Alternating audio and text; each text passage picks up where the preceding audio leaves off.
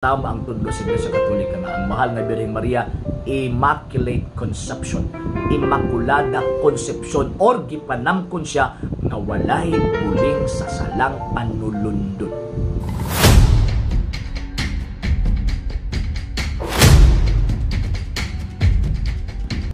Mga sir, mga ma'am, ang basis nato nga ang mahal nga Birheng Maria walay sala, never siya nakabaton og sala, kanang pulong sa anghel nga full of grace, at the same time kanang giingon sa anghel nga ang balaang espiritu mukunsad kanimo, o ang Espiritu Santo mukunsad kanimo, magpabilin nganha kanimo.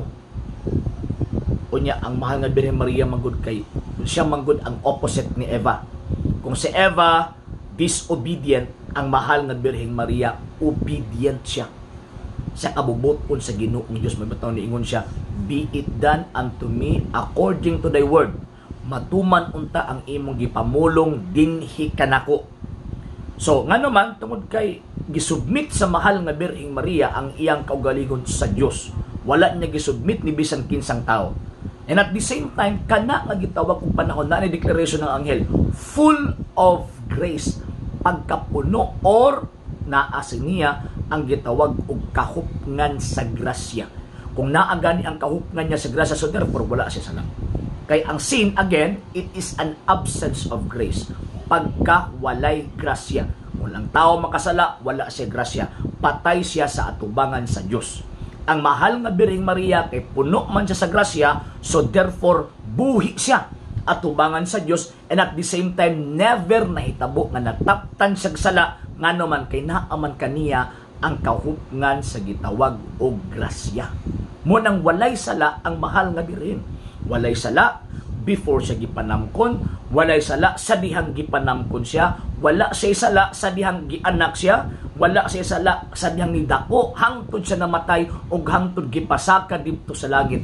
Walay sala ang mahal nga Birheng Maria. Ngano man kay mao man ni ang putli, mao ni siya ang pure nga butanganan sa living covenant, nga mao ang source sa pagkaputli, nga mao ang ikaduhang persona sa Santisima Trinidad nga nahimong tawo.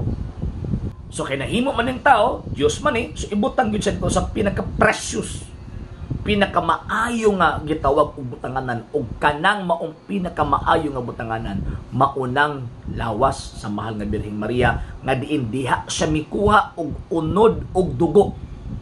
So bot pasabot ang dugo ug unod ni Ginoong Jesucristo gikan na sa putli nga babae, dili kay giputli, no. Pagka giputli, kung maingon sila og giputli ang mahal nga Birhen sa dihang nagbuntis sa kang Kristo, buti pasabot ni agi diwa pagkaputli ang mahal nga Birhen. So ang inahan ni Kristo katong dugo ug unod nagigamit sa tong Ginoong sa krus, ni agi dalag wala pagkaputli. So dapat putli ng daan, dapat pure, mabata virgin, di ba? Putli. So dapat putli ni kining iyang butanganan, mauna nga ni tuota nga ang mahal nga Birheng Maria walay sala.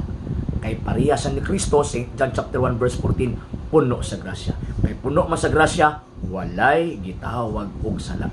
So tama ang tudlo sa Iglesia Katolika nga ang mahal nga Birheng Maria, Immaculate Conception, Immaculada Conception, or gipanamkon siya nga walay buling sa salang panulundon. Okay?